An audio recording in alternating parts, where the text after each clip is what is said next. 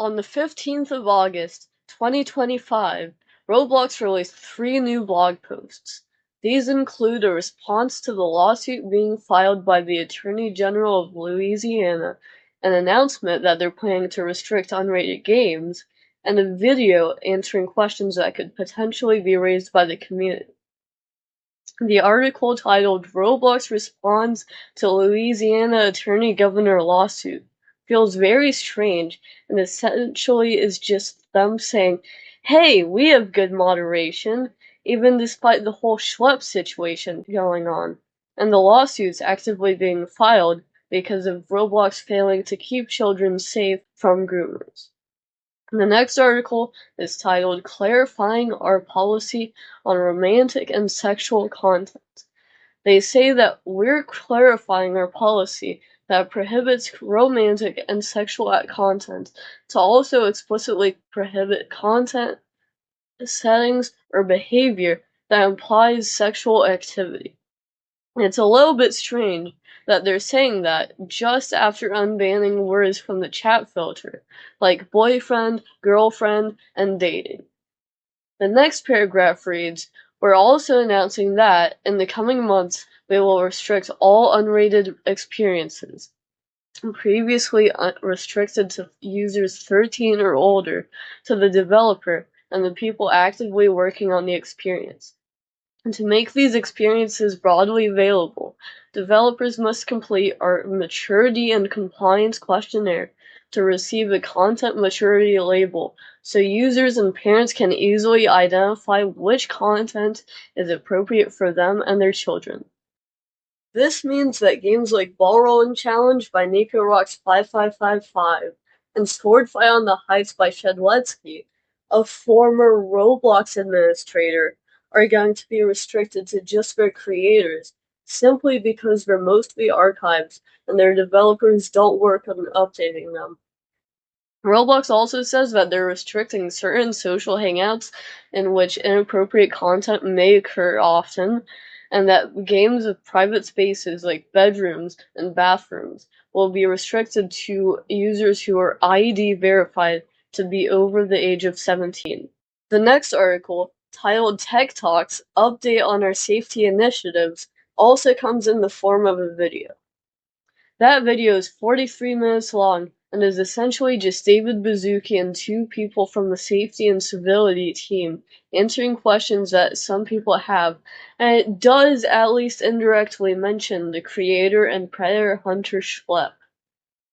On the topic of changing friends to connections, they said that friends often can mean people who you know really well, but also people who you just played with in a server once. Then on a topic similar to the Schlepp situation, Safety Officer Matt Kaufman said, Sure. We can talk about vigilantism and how that's evolved some on Roblox over the last year or two. I want to start off by saying that both inside of Roblox, and I think that there are lots of people outside of Roblox who really have the best intentions and the welfare of our community at heart. We all want to keep Roblox safe. You know, we share this view, and we know that there's members of our community who feel strongly about that too. And you know what? We welcome them in part of the dialogue about how to keep Roblox safer. And we have members of the community in these vigilante groups that started off in a really good place. They started off by saying like, hey, they're reporting on issues on Roblox. They're talking about how we could do better. And, you know, we paid really careful attention. We looked at what they were saying. We looked at what they were reporting. And all of that went into our moderation system so that we could go and identify bad actors on the platform and take them off, and bad content on the platform. But then we saw something change. What we saw is that some of these groups started engaging with the community in ways that violated our policies. And so let me explain like what that means. They would go and create accounts on Roblox claiming to be a child. And then they would enter into game servers and they would go and start asking everybody around them, how old are you? And they were seeking out adults. If you said that you were 12 or you said you were 7, they would just move on. But if you said that you were 25, then they would start engaging in conversations, and they would try and use those conversations to simulate. Matt, is this anecdotal? Because I know we have chat logs for all chat on Roblox and historical records. Are you able to kind of take a look at this stuff? Yeah. So unlike other social media and communications platforms, we don't encrypt anything, and we have systems that are monitoring for this type of behavior. So we saw these actors, they're pretending to be kids, they're trying to find adults. And then what they're doing is they're trying to move the conversation as quickly as possible to other platforms that don't have the type of monitoring and policies that Roblox has. And then they were using that activity that happened on other platforms to create situations that they would then video, they would report to the police, and then only after would they let Roblox know. And there's a bunch of issues in here. Number one, the violation of our policies about being honest about how old you are. Number two, moving conversations off platform. And number three, waiting to tell Roblox when they identified violative behavior to come and tell us so we could take action. All of those things are against our policies. And all of those things make it more difficult for us to keep the platform safe. So while I think some of these groups started off in a really good place and they started off, really, and they still do really care about the community, the actions that they were taking were putting our community at greater risk and were violations of our policy. David Baszucki literally had to cut off Matt's rants. That's crazy.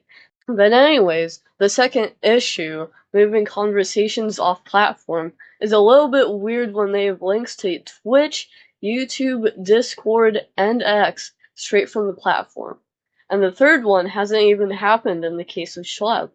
Rubinson, a YouTuber who has been sued by Roblox before in the past, also commented, Roblox is committed to aggressively combating illegal and harmful conduct, including child exploitation, through a dedicated and sophisticated team of safety professionals, advanced moderation systems, and partnerships with law enforcement agencies. This is the thing. They always say this, and everyone always rolls their eyes at it. And the reason is because it doesn't matter how much resources you're putting into this problem if it's still there. You can say, oh, you work tirelessly, you have all these industry professionals. It doesn't matter if the reality of the situation is that safety on Roblox sucks. Whatever you're doing, whatever you're dumping resources into, it's not working. And that's the reason why people like Schlep exist. While Roblox acknowledges that your stated intentions may be to protect children, and while it recognizes the serious nature of online predatory behavior, your methods, including failing to immediately report suspicious activity to Roblox through proper channels, are actively interfering with Roblox's established safety protocols, and critically, are exposing Roblox's users to increased risk. Okay, again, did they watch the videos? In the videos, Schlep shows himself doing exactly that. Immediately after everything that just happened, I created an official support ticket with Roblox to try to get him banned. I provided Roblox with the exact same Google Drive that prosecutors are now using against him. This drive contained everything: his social media accounts, chat logs, text messages, voice calls, and most importantly,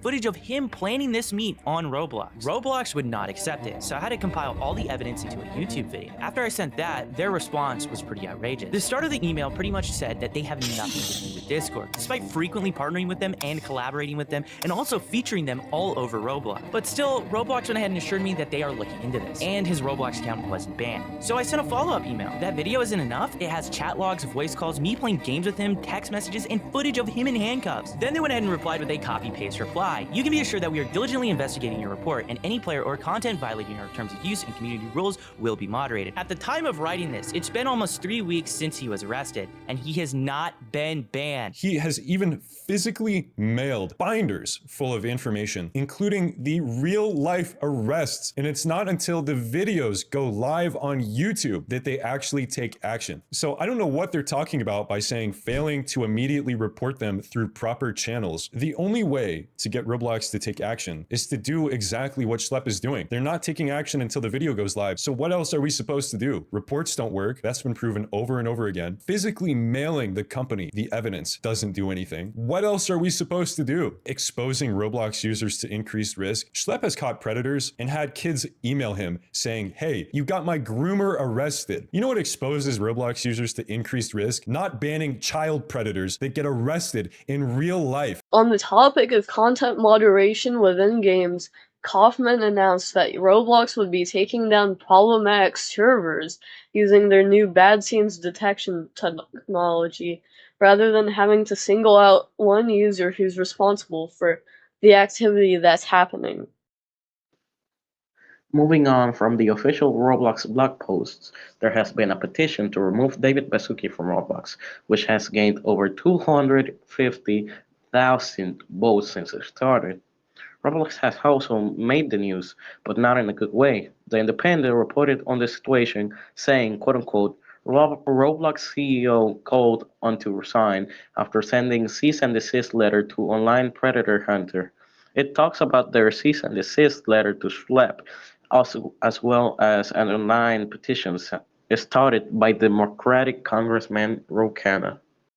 There have also been more recent articles, such as the NBC Chicago one addressing the Schlepp controversy, as well as the North Carolina family and a Missouri family both suing Roblox for the grooming of their children. 3 years ago, on the 26th of October in 2022, the British Broadcast Company also made an article titled, Roblox. More children say they've seen worrying content or suffered abuse. Moving on to the forced privatization of games. At around 1 a.m. on August 26, I got both an email and a direct message on the platform from Roblox telling me that starting September 30th, users will not be able to play unrated experiences. This is the reason why games like Ball Rolling Challenge by NicoRox5555 and Sword Fight on the Heist by Shedletsky are going to be unplayable by users. I personally believe that the latest updates on all of the stuff that I just talked about are putting Roblox in a very difficult situation. Users are to become unable to play their favorite games on Roblox. Instead of being directly against predators, Roblox is against the people bringing them to justice. This is definitely not a good look for Roblox, and I would encourage any users to find a working alternative to the platform. Thank you for coming to my TED Talk, and subscribe for more.